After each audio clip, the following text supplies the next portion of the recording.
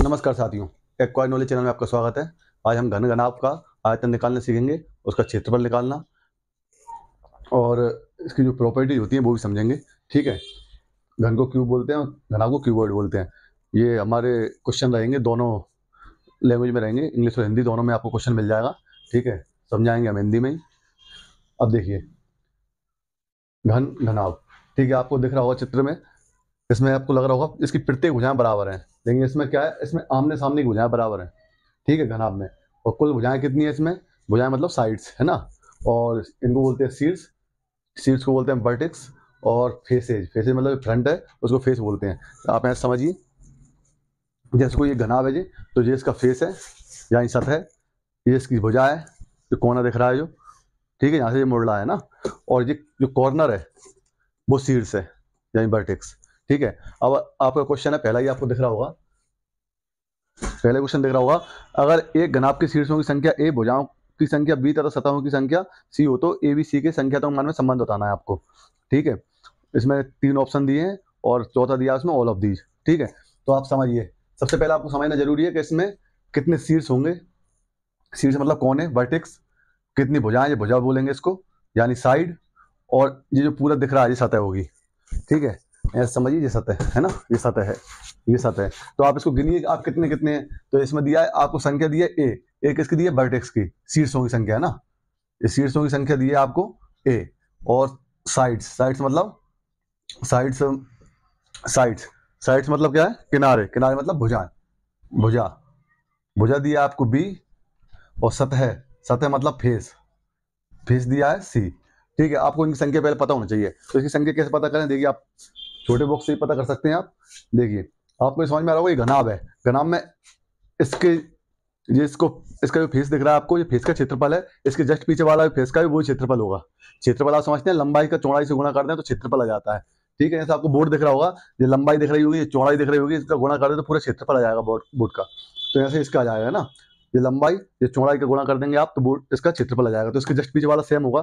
ठीक है, इसके जस्ट पीछे वाला सेम होगा और इसके जस्ट पीछे वाला सेम होगा। तो आपको समझ में आ गया होगा, सतह, सतह यानी फेस, फेस तो 6 हैं, एक इसके पीछे, एक इसके जस्ट पीछे, एक और दो इसके जस्ट पीछे वाले दो।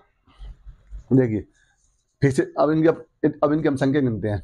देखिए इसमें देखिए कॉर्नर, देखिए सबसे पहले कॉर्नर यानी कि वर्टेक्स, 1 2 3 4। ठीक है, 4 दिख रहे हैं आपको, और इसके जस्ट पीछे 4। तो कुल कितने शीर्ष होगा इसके? वर्टेक्स 8। भुजा, भुजा मतलब किनारे, ठीक है, साइड्स। देखिए अब इसमें समझिए, 1 2 3 4 साइड दिख रही है। अब 4 ही पीछे होंगी। ठीक है, इसके जस्ट पीछे भी 4 होंगे। और अगर आपको नहीं आया समझ में तो आप बिल्कुल एक बॉक्स हाथ में ले लीजिए और समझ लीजिए, है ना। ठीक है, वैसे समझ में आएगा, आपको बता रहे हैं। ठीक है, ये समझ में आ गया। अब तीसरी अगली चीज देखिए, 4 जो होंगी, 4 पीछे, और देखिए 4 ये भी होंगी, 1 2 और 2 पीछे। तो कुल कितनी हो गई इसकी? 12 भुजा हो गई। अगली चीज देखिए, अब फेसेज, फेसेज, एक इसके जस्ट पीछे 2, एक इसके जस्ट पीछे 2, एक और इसके जस्ट पीछे 2। कुल मिलाकर कितने फेसेज हो गए? 6। अब आपको क्वेश्चन दिया है इसमें संबंध बताना है आपको। और देखिए वर्ग 2 में अब इस टाइप के क्वेश्चन आएंगे, आप वर्ग 2 या एसएससी तैयारी कर रहे हैं तो इस टाइप के क्वेश्चन आएंगे। आपको नॉलेज होना बहुत जरूरी है हर चीज की। तो आपको समझ में आ गया होगा, ये शीर्षों की संख्या गिना दी आपको, 4 थे, 4 पीछे दिख रहे हैं आपको, है ना। ये फेसेज 1 2 3 4 और ऊपर और एक नीचे 6। ठीक है, ऑप्शन दिए हैं आपको, ए सी बराबर 4 सी, ए सी बराबर 4 बी। ठीक है, ए सी बराबर 4 बी दिया है, और बी सी बराबर 9 दिया है, बी सी बराबर 9 दिया है, और एक और दिया है आपको, ए बी बराबर 16 सी। इस टाइप क्वेश्चन पेपर में आ सकते हैं। ठीक है, तो आप समझिए, इसमें बोलना है संख्यात्मक मान। संख्यात्मक मान मतलब ए का संख्यात्मक मान 8 है, बी का संख्यात्मक मान 12 है, सी का संख्यात्मक मान 6 है। देखिए ए का मान कितना है? 8, सी का 6, 4 इंटू बी का 12। देखिए 12 चौके 48 और 6 8 48, तो ये बराबर है, यानी ये वाला कंडीशन सही हो गई। दूसरी देखिए, बी, बी मतलब 12, सी मतलब 6, 9, ए मतलब 8, 8 नाम 72 और 12 छंग 72। तो ये वाली कंडीशन भी सही हो गई। इसी प्रकार ये भी सही हो जाएगी, आप करके देख लीजिए, है ना। समझ में आ गया आपको, ए की जगह बी की जगह, ए की जगह 8, बी की जगह 12, 12 8 96 और 16 छंग 96। ठीक है, सी भी सही हो जाएगी, यानी इसका ऑप्शन कौन सा सही हो जाएगा? डी। ठीक है, समझ में आई होगी आपको बात। आपको क्यूब और क्यूबॉइड समझ में आया होगा। इसकी प्रॉपर्टी जो होती है वो आपको बता देंगे, सवाल जैसे जैसे आते जाएंगे वैसे वैसे आपको अच्छे से बताते चलेंगे, है ना। अगला सवाल समझिए, अगला क्वेश्चन है,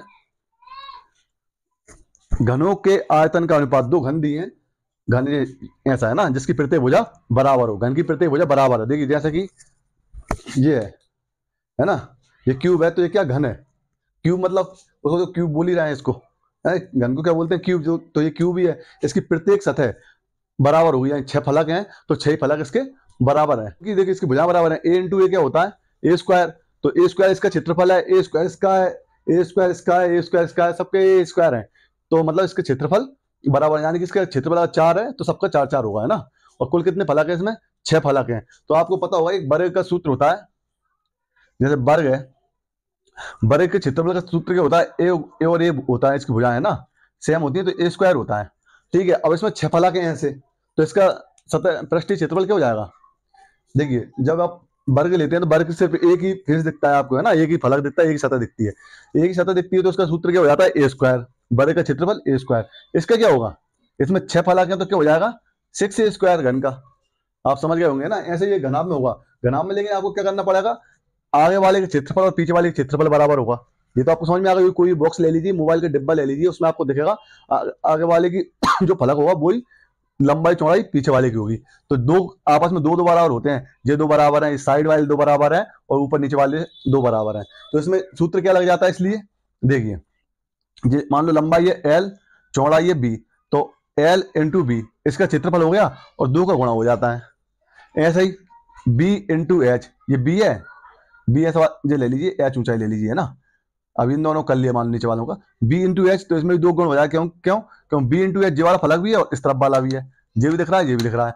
और ऐसे ही 2 into L into H, 2 into L into H, L L ये और एच ये, तो ये वाला है जितना उसके उतना क्षेत्रफल पीछे वाले होगा, तो ये सूत्र बन जाता है। इसमें 2 कॉमन ले लेते हैं और ये सूत्र बन जाता है। तो देखिए सूत्र बनते हैं, कोई कठिन नहीं है सूत्र बनाना, ठीक है, आप समझ गए होंगे। और अगर जो बच्चे मैथ से वर्ग 2 के पेपर दे रहे हैं उनके लिए तो बहुत उपयोगी है ये वाला चैप्टर, है ना।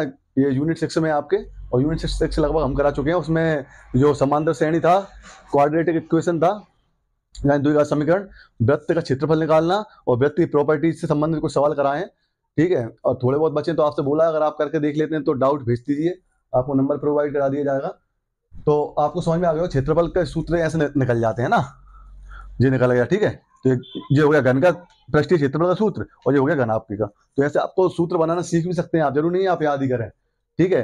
तो ये अगर कोई जो बच्चे 8वीं 9वीं 10वीं में हैं और जिनके सिलेबस में क्यूबॉइड है, घन घनाभ है, वो इस क्लास को देखें तो उनको बिल्कुल क्लियर हो जाएगा ये कि ये घन घनाभ का पृष्ठीय क्षेत्रफल क्या है, आयतन क्या है, और इसमें जो भी क्वेश्चन बनते हैं वो कैसे बनते हैं। अब देखिए इसमें दिया है आपको दो घन दिए हैं, उनका अनुपात दिया 8:125, क्वेश्चन दिख रहा होगा आपको स्क्रीन पर, ठीक है। आपको क्या पृष्ठीय क्षेत्रफलों का अनुपात बताना है। अब देखिए आप घन का आयतन क्या होता है, ए क्यूब क्यों होता है, देखिए क्योंकि घनाभ का क्या होता है आयतन, L into B into H, ठीक है, होता है घनाभ का आयतन लंबाई गुणित चौड़ाई गुणित ऊंचाई।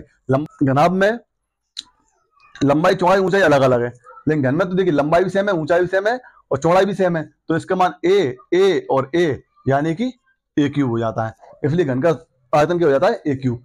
तो ये ए क्यूब का मान दिया है आपको, है ना, ये A1 लिख लें, ये A2 लिख लें, क्योंकि अलग अलग घन है, ठीक है। अब देखिए आपको क्या निकालना है, आपको निकालना है 6A1 स्क्वायर अनुपात 6A2 स्क्वायर। तो आपको एक चीज समझ में आ गई, दोनों बटे में तो 6 से 6 कट जाएगा, यानी आपको क्या निकालना है A1 के स्क्वायर अनुपात A2 स्क्वायर। अगर आपसे भुजा का बोलते तो क्या करते, आप सिर्फ A1 अनुपात A2 निकाल लेते हैं ना। तो अब देखिए आप इसका A1 की पावर 3 बटा A2 की पावर 3 बराबर कितना है 8/125, ठीक है। तो आपको A1/A2 निकालना है। A1/A2 कैसे निकालेंगे आप, 8 की पावर 1/3 हो जाएगी, क्योंकि यहाँ पर घात 3 है तो ये घात 3 उठाएंगे तो इस पर पावर क्या हो जाएगी, सामने वाली पर 1/3 है ना, और इधर 125 घात 1/3 हो जाएगी। आप जानते होंगे 8 को लिख सकते हैं 2 गुणित 2 गुणित 2, तो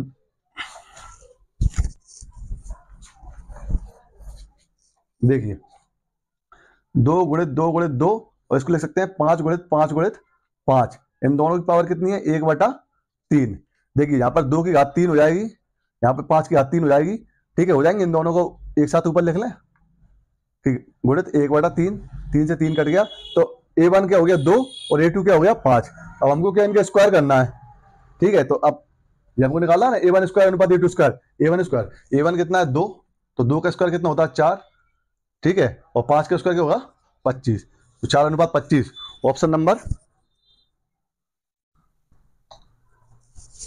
नंबर ए उत्तर आ गया ना, ऑप्शन नंबर ए 4/25। तो समझ में आया होगा आपको। देखिए ये तो बहुत सरल सवाल है, बहुत अच्छे अच्छे सवाल बनते हैं पेपर में, है ना। तो आपको जब तक नॉलेज नहीं होगी जब तक आप सवाल नहीं कर पाएंगे। तो सबसे पहले इनको समझना है कि इसमें कैसे क्वेश्चन बन सकते हैं, है ना, और हमको करना क्या है। अभी देखिए ना और क्वेश्चन आएंगे अच्छे। देखिए अगला क्वेश्चन है, टिन का एक टुकड़ा है, ठीक है, टिन का एक टुकड़ा आयत की आकृति में है जिसकी लंबाई 12 सेंटीमीटर, चौड़ाई 8 सेंटीमीटर है। इसका उपयोग कर एक बंद घन निर्मित किया गया है। घन की भुजाई लंबाई बताना है आपको, है ना। कोई एक टिन का टुकड़ा है ऐसा, है ना, टिन का टुकड़ा है कोई, ठीक है, इसकी लंबाई कितनी है 12 और चौड़ाई 8 है, ठीक है। इसको क्या किया है, कहीं से भी मोड़ के इसको एक घन बनाया गया है। देखिए 12x8 कोई टिन का टुकड़ा है, इससे क्या घन बनाया गया है। तो आप एक बात समझिए, मान लीजिए ये कोई टिन है, ये 12x8 का है, तो इससे क्या घन बनाया गया है। तो जितना क्षेत्रफल इसका है, यानी लंबाई गुणित चौड़ाई, ठीक है, इसका उपयोग करके क्या बनाया है घन। तो जितना इसकी लंबाई है, लंबाई कभी इसकी चेंज होगी क्या, लंबाई चौड़ाई, यानी कि इसका क्षेत्रफल कभी चेंज नहीं हुआ। तो जितना घन का क्षेत्रफल आएगा उतना ये टिन का क्षेत्रफल होगा, ठीक है। ये बात आप समझ गए होंगे। तो आप क्या करेंगे, घन का क्षेत्रफल क्या होता है 6a स्क्वायर, घन का क्षेत्रफल होता है 6a स्क्वायर, आपको बता दिया निकालना कैसे निकालना है। और ये किसके बराबर होगा 12x8, 6 दूनी 12, ये क्या जाएगा 16, a स्क्वायर बराबर 16 आ गया, a बराबर 4। देखिए कोई सवाल जब तक ही कठिन है जब तक आपको उसको करने का तरीका नहीं आता। जैसे ही आपको सवाल करने का तरीका आ जाएगा ना, जैसे आप समझने लगेंगे आपसे क्या पूछा है, तो आपको सब सवाल सरल लगेंगे। देखना 3 स्टेप में सवाल हो गया, ठीक है। और जो आपको समझाना नहीं होता तो बहुत से बहुत जो 2 सेकंड का सवाल था 2-4 सेकंड का मान लें, ठीक है, क्योंकि इसमें क्या था बस सिर्फ 6 का भाग देके स्क्वायर रूट लेना है। इसका ऑप्शन है सी सही, है ना। अगला क्वेश्चन देखिए, अगला क्वेश्चन देखिए, अगला क्वेश्चन है एक घनाभ के 3 परस्पर लंब फलकों के क्षेत्रफल x y z है। यदि आयतन x y z किसके बराबर है, आयतन इसमें भी नहीं लिख रहा, आयतन भी पूछ रहा है, आयतन भी, यदि आयतन भी है तो x y z किसके बराबर है। आयतन भी है तो ये आपको घनाभ दिया है, अब उसको कह रहा हूं क्षेत्रफल। आप समझ ना, घनाभ दिया है, इसके क्षेत्रफल यानी आपको दिख रहा है ना पूरी स्क्रीन, ये वाली, ये इसका फलक दिख रहा है जिसका क्षेत्रफल x है, इसका y है और इसका z है, ठीक है। तो आपको मैंने बताया इसमें 6 फलक हैं और 6 फलक में आमने सामने के क्षेत्रफल बराबर होते हैं, यानी कि इसके जस्ट पीछे वाला क्षेत्रफल बराबर होगा आगे वाले के, ठीक है। ये बात समझना आप। तो आप समझ गए होंगे, इसका क्षेत्रफल x है, ये आगे जो फ्रंट दिख रहा है आपको, इसका y है और ऊपर वाले का z है, ठीक है। आपको क्या निकालना है, इसको मिटा देते हैं अब, है ना। अब आपको क्या निकालना है, इसका आयतन बताना है। तो एक्स वाई जेड किसके बराबर है ना, आपको एक्स बाय जेड बताना है ये किसके बराबर है ना। और आपको ऑप्शन दिया है वी स्क्वायर 2v स्क्वायर, ठीक है। आप इसको डायरेक्ट भी याद कर सकते हैं, लेकिन आपको निकालना आना चाहिए, है ना। वैसे आप इसको डायरेक्ट याद कर सकते हैं, वी स्क्वायर होता है आयतन, है ना। क्या के बराबर आएगा, वी स्क्वायर के बराबर आएगा। जब क्षेत्रफलों में गुणा होगा ना, तो क्षेत्रफलों में गुणा आयतन के स्क्वायर के बराबर आता है, क्षेत्रफलों में गुणा आयतन के स्क्वायर के बराबर आता है। ये डायरेक्ट आप याद रख सकते हैं, ये प्रॉपर्टी है एक्स बाय जेड बराबर वी स्क्वायर, ठीक है। यानी क्षेत्रफलों का गुणा, घनाभ के क्षेत्रफलों का गुणा किसके बराबर आता है, आयतन के स्क्वायर के बराबर। देखिए आता है, आप ऐसे समझिए, एक्स है मान लो, तो ये लंबाई गुणित चौड़ाई से बन रहा है ना इसका क्षेत्रफल। बाय है वो चौड़ाई गुणित ऊंचाई से बन रहा है, यानी इस पृष्ठ का। और जेड है वो एच गुणित एल से बन रहा है, यानी ऊपर वाले पृष्ठ का, ठीक है। अब आपको क्या करना है, इनका गुणा करना है ना, एक्स वाई जेड का।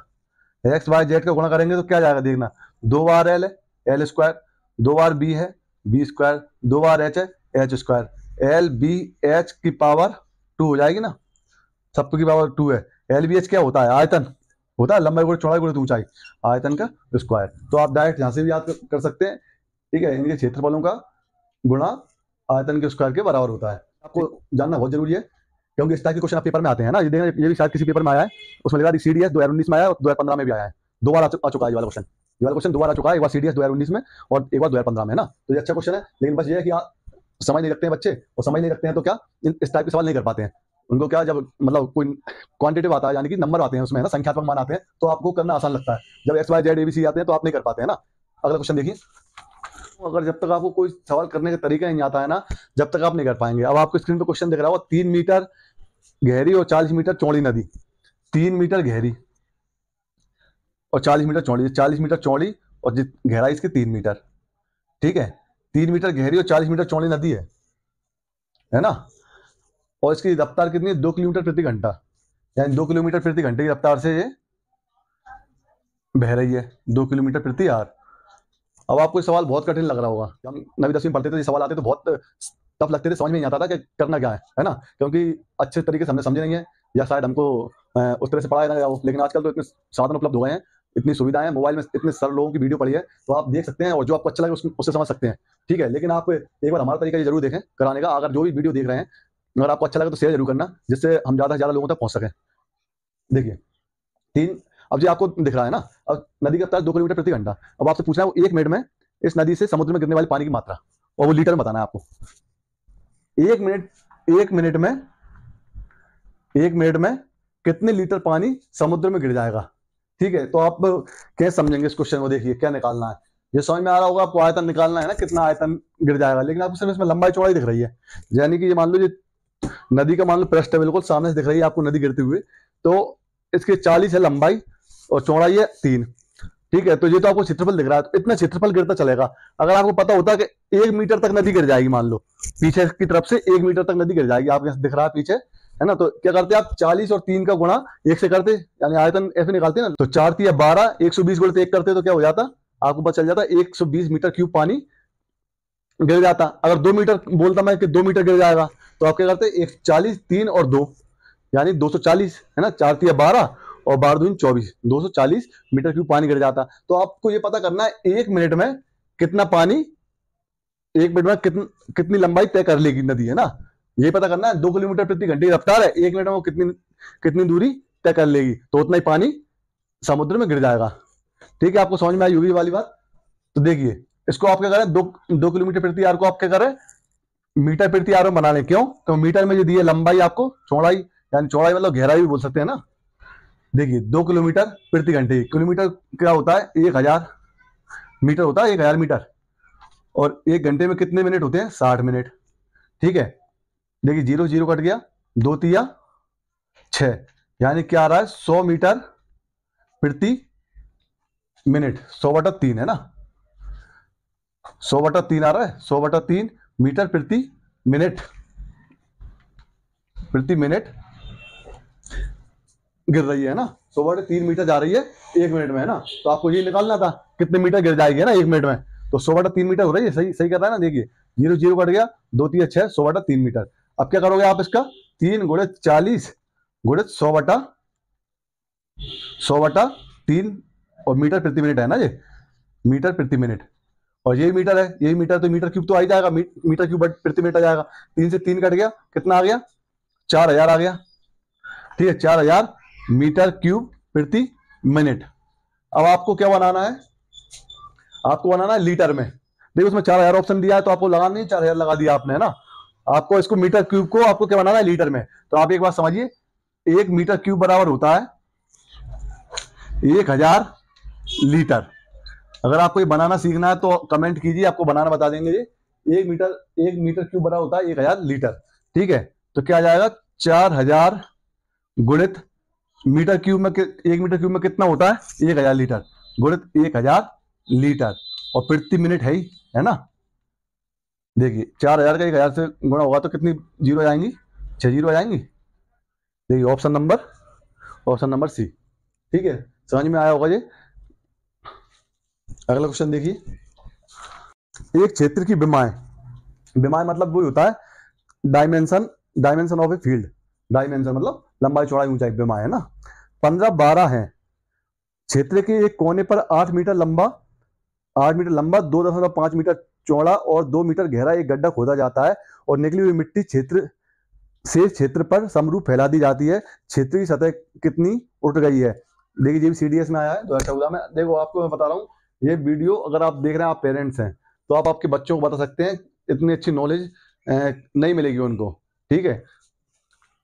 अगर वो जानना चाहते हैं इस सब सवालों के बारे में, तो जरूर दिखाइए वीडियो। देखिए आप, ये कोई क्षेत्र है, इसकी 15 मीटर लंबाई है और चौड़ाई है 12 मीटर, ठीक है, 15 मीटर लंबाई और चौड़ाई 12 मीटर। अब क्या कह रहा है वो, क्षेत्र कोने पर 8 मीटर लंबा, 8 मीटर लंबा और 2.5 मीटर चौड़ा और 2 मीटर गहरा। देखिए आप समझना, ये 8 मीटर लंबा हो रहा है ये, और 2.5 मीटर चौड़ा और गहरा 2 मीटर, यानी नीचे की तरफ है ना। आप जमीन समझिए, जैसे जमीन है ना, जैसे मान लो इसको समझ लीजिए आप, ये है तो 15 इंटू 12 है, ठीक है। इसमें ही आप क्या कर रहे हैं, जिसको ऊपर का क्षेत्र है ना, जमीन है मान लो, तो इसमें क्या इतना 2 तक खोद दोगे आप, है ना, ये 2 मीटर तक मान लो आप खोद दोगे, है ना, यहाँ से इधर इधर से खोदना शुरू करोगे ये, और कहाँ तक खोद दोगे, 2 मीटर तक, है ना। तो आपको समझ में आया होगा क्या मतलब मिट्टी का आयतन आ जाएगा इतना, कितना आ जाएगा, और गहराई कितनी अंदर यानी पीछे की तरफ होगी ना, तो कितनी होगी 2। तो कितना इनका क्या करेंगे आप, आयतन निकाल लेंगे, आप कितनी मिट्टी निकल रही है ना, खोदी मिट्टी का आयतन आ गई, खोदी गई मिट्टी का आयतन आ जाएगा, क्या जाएगा, देखिए 8 गुणित 2.5 गुणित 2, देखिए 2.5 के 2 से गुणा करेंगे 5 आएगा, और 5 अट्टे 40, 40 मीटर में दिया था, है ना, तो मीटर क्यूब, 40 मीटर क्यूब, है ना, मीटर में दिया है। तो अब देखिए, अब आपसे कह रहा है कि जो जो मिट्टी यहां से निकली है इसको पूरे क्षेत्र में फैलाना है, यानी अब सिर्फ ये क्षेत्र बच जाएगा, तो वैसे गड्ढा हो गया है। अब इस गड्ढे को छोड़ के देखिए, हटा दो आप ऐसे, ये हट गया मान लो, है ना, इसको छोड़ के आपको इस पूरे में फैलाना है। तो इसके 2 तरीके हैं निकालने के, एक तो आप इसको यहां सीधा मिला के इसका क्षेत्रफल निकाल लें और इसका निकाल लें, ये 8 है तो ये 7 हो जाएगा, और 7 इंटू 2.5, इसका क्षेत्रफल निकल जाएगा और इसका क्षेत्रफल निकल जाएगा। और आपको क्या करना है, मिट्टी जितनी है वो इसमें फैलाना है। तो कैसे निकालेंगे, देखिए आप, तो जो मिट्टी का आयतन होगा वो इसकी गहराई होगी ना, गहराई मतलब ऊंचाई, मान लो सतह है तो मान लो इतनी उड़ जाएगी, तो जितनी मिट्टी डालते जाएंगे उतनी सतह ऊपर उठ जाएगी, तो जितनी मिट्टी नीचे खोदी गई है वो इसके ऊपर आ जाएगी। तो क्या हो जाएगा, अब जितनी सतह उठेगी ना, जितनी सतह उठेगी वो किसके बराबर उठेगी, मिट्टी के आयतन के बराबर, जितनी मिट्टी आज खोदी गई है। तो क्या होगा इसमें 12 गुणित 15 गुणित h, ठीक है, ये आयतन हो गया सतह का, पूरा इसका, है ना, ये बच रहा है ना। अच्छा, इसमें एक चीज और ध्यान देने वाली बात है, लेकिन ये टोटल का आयतन हो रहा है, इसमें ये भी जोड़ रहा है ना, इधर का भी ये, इसमें से आपको इसका आयतन घटाना पड़ेगा, इसका क्षेत्रफल घटाना पड़ेगा, सॉरी, ठीक है, इसका क्षेत्रफल घटाएंगे आप। पहले देखिए, आपको इस भाग का क्षेत्रफल निकालना है,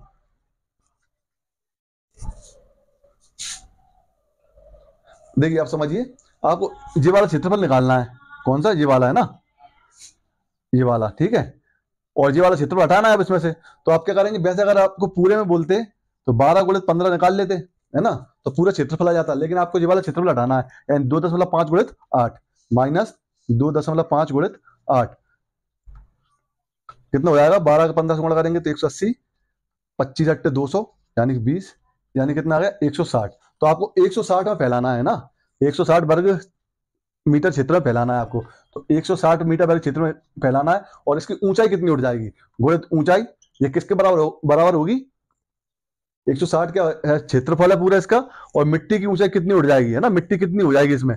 तो कैसे निकालेंगे आप, इसका क्षेत्रफल का इसकी ऊंचाई से गुणा करेंगे, है ना, लंबाई गुणित चौड़ाई गुणित ऊंचाई कर रहा है, और मिट्टी का आयतन के बराबर होगा ये, तो जितना मिट्टी का आयतन होगा उतनी फैलेगी ना सब में। तो मिट्टी का आयतन कितना है, 40 मीटर क्यूब, ठीक है। इसको सेंटीमीटर में उत्तर दिया है तो आप इसको सेंटीमीटर बना लेंगे अभी, आप हम देख लेते हैं। एच बराबर क्या हो जाएगा, 40/160, ठीक है, 0 0 कट गया, 4 चौके 16, ये 1/4 किस में आ गया, मीटर में आ गया, है ना। इसको सेंटीमीटर में बनाने के लिए 100 का गुणा करेंगे तो कितना आ जाएगा, 25 सेंटीमीटर। तो कितनी ऊंचाई उठ जाएगी इसकी, 25 सेंटीमीटर, ऑप्शन नंबर सी, ठीक है। समझ में आई होगी, देखो जरा सवाल होते हैं इतने में ही हो गया पूरा हाल, है ना, और अगर आपको समझाना नहीं होता तो और जल्दी हो जाता है ना। देखिए अगला सवाल है,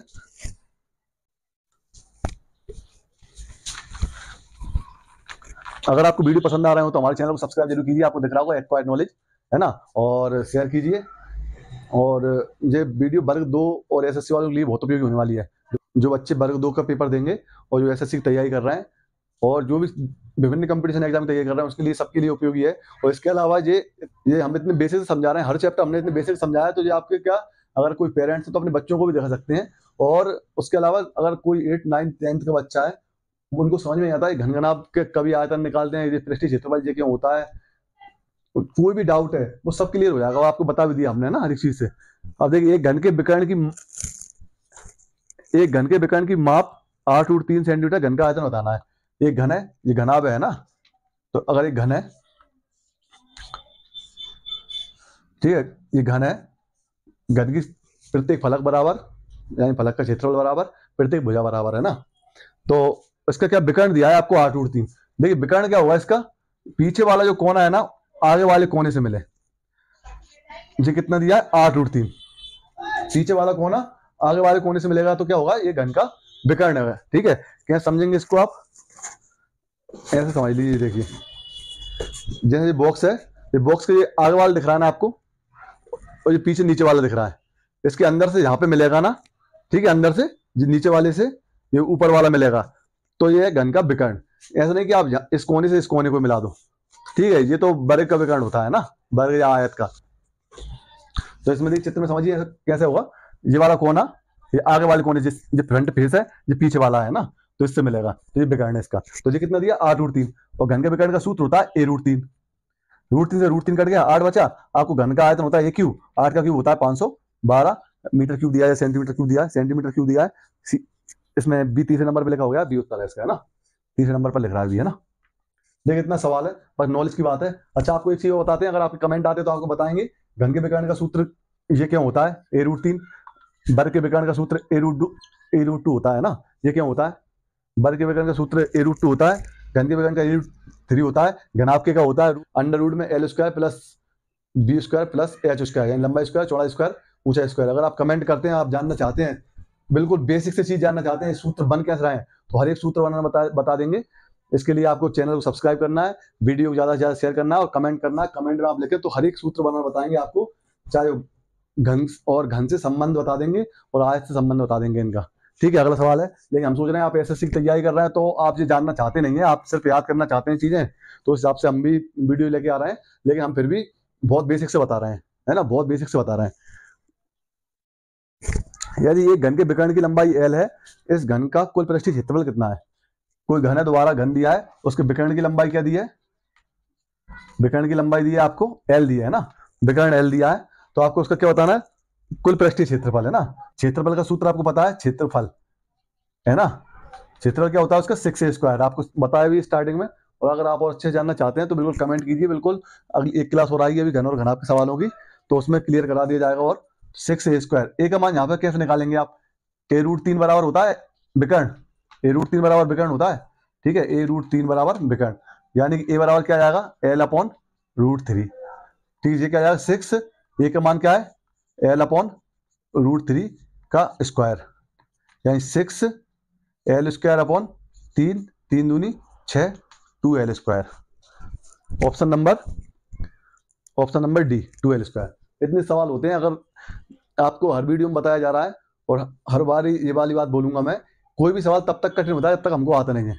जैसे हमको उसको करने का तरीका आता है बहुत सरल लगने लगते हैं, और जब तक हमको पता नहीं होता है कि इनको करना कैसे है, क्वेश्चन क्या पूछ रहे हैं, तभी तक ये आपको कठिन लगेगा। जैसे मिश्रण के सवाल बहुत सरल होते हैं, कोई डाउट आए थे मिश्रण के, आप पिछली वीडियो में कराए हमने, देखना आप, तो बहुत सरल सवाल है, लेकिन वो तब तक कठिन है जब तक आपको उसको करने का तरीका नहीं आता है ना। अगला देखिए, ये वाला क्वेश्चन भी CDS 2018 में आया है, और ऐसे सवाल आते हैं, देखना इतने सरल 10 मीटर विमाव मतलब समझ गए, डायमेंशन मतलब लंबाई चौड़ाई ऊंचाई, है ना। तो 10 metre into 10 metre into 5 metre के विमाओं के कमरे में रखी जा सकने वाली सबसे लंबी छड़ की लंबाई बताना है। अगर आपको पता चल जाए इसमें निकालना क्या है, तो आप 2 मिनट में इसको हल कर देंगे। देखिए आप ये समझ लीजिए, मान लीजिए घन है, घनाभ है मान लो, ठीक है, घनाभ है, तो इसमें सबसे लंबी छड़ कैसी रखी होगी, क्या इस कोने से इस कोने तक रखी होगी क्या, आप जी तो रखेंगे नहीं, क्योंकि ये सबसे कम दूरी दिख रही है आपको। आदमी क्या सामान्य समझ भी होती है ना, कि जी वाली दूरी सबसे कम दिख रही है, तो ऐसे में नहीं रखेंगे, ऐसे में नहीं रखेंगे, इस कोने से इस कोने पर ये लग रहा है आपको, हाँ ज्यादा हो सकती है, लेकिन इससे ज्यादा दूरी क्या होगी, आगे वाले कोने से लेके पीछे वाले कोने तक, ये वाला पीछे वाले कोने से आगे वाले कोने तक, ये वाले जब या फिर ये वाले कोने से पीछे वाले कोने तक, समझ गए आप। यानी आगे वाले कोने से दोनों सिरे अपोजिट होंगे, है ना, इस वाले कोने से शुरू करेंगे तो आप पीछे वाले कोने तक, है ना, तो ये सबसे लंबी छड़ रखी होगी, और आप इसमें करके देख सकते हैं आप घर पे प्रैक्टिकल, ठीक है। तो ये क्या होता है, ये विकर्ण होता है, घन घनाभ का विकर्ण होता है, तो सबसे लंबी दूरी क्या होगी, घन घनाभ का विकर्ण। तो आपको घनाभ दिया अलग अलग दिया है ना, 10 into 10 into 10 into 10 10 into 10 into 5, ये दिया है 10 इंटू 10 इंटू 5 दिया है, तो ये क्या है, लंबाई चौड़ाई ऊंचाई। तो आपको क्या निकालना है, इसका विकर्ण निकालना है ना, आपको समझा दिया विकर्ण क्यों निकालना है। तो विकर्ण का सूत्र होता है 10 का स्क्वायर प्लस 10 का स्क्वायर प्लस 5 का स्क्वायर, यानी लंबाई का स्क्वायर, चौड़ाई का स्क्वायर, ऊंचाई का स्क्वायर को जोड़ देते हैं। ठीक है, 10 धाम 100, 10 धाम 100, 5 25, ये अंडर रूट में है, ये आ गया 225 अंडर रूट में, इसका 15 होता है, 15 15 225 सेंटीमीटर में दिया है सेंटीमीटर, और मीटर में दिया तो मीटर। लेकिन इतना सवाल है, ये भी कौन से पेपर में आया, ये भी CDS SSC 10+2 2010 है ना। और भी आते हैं, इस टाइप के क्वेश्चन बहुत आए हैं, बहुत सरल सरल क्वेश्चन आए हैं, बस जो आपको समझ में नहीं आता पूछ के आ रहे हैं, इसलिए आप नहीं कर पाते। ठीक है, समझ में आया होगा। अगला देखिए, ऑप्शन नंबर इसका, ऑप्शन नंबर बी सही है। किसी क्षेत्र में 60 सेंटीमीटर वर्षा दर्ज की जाती है। अगला क्वेश्चन है, किसी क्षेत्र में 60 सेंटीमीटर वर्षा दर्ज की जाती है, 12 मीटर लंबे, 10 मीटर चौड़े, 50 सेंटीमीटर गहरे खाली पानी में टैंक में संग्रहित पानी की कुल मात्रा कितनी होगी। ठीक है, ये मीटर क्यूब में दिया है आपको। देखिए इसको कैसे करेंगे आप, 60 सेंटीमीटर वर्षा दर्ज की जा रही है ना, कहीं पर 60 सेंटीमीटर वर्षा दर्ज की जा रही है, इसका मतलब क्या है आपको बताना है। इसे कमेंट करें, 60 सेंटीमीटर वर्षा दर्ज कहीं पर किस क्षेत्र में हो रही है, उसका मतलब क्या है। ठीक है, कमेंट करें इसका। आप इसको देखिए, सवाल देखिए, 12 मीटर लंबाई का कोई बॉक्स है, 10 मीटर चौड़ाई का है, और गहराई उसकी कितनी है 50 सेंटीमीटर, तो इसको मीटर में बनाएंगे तो बटे में 100। मीटर में क्या बना रहा है, क्योंकि ये दोनों मीटर में, ये सेंटीमीटर में, तो ऐसा नहीं चलता काम है ना, आप जानते होंगे।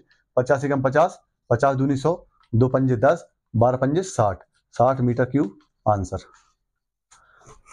देखिए ऑप्शन नंबर ए। अच्छा, अब आपको ये बताना है, ये 60 सेंटीमीटर बरसात का मतलब क्या है।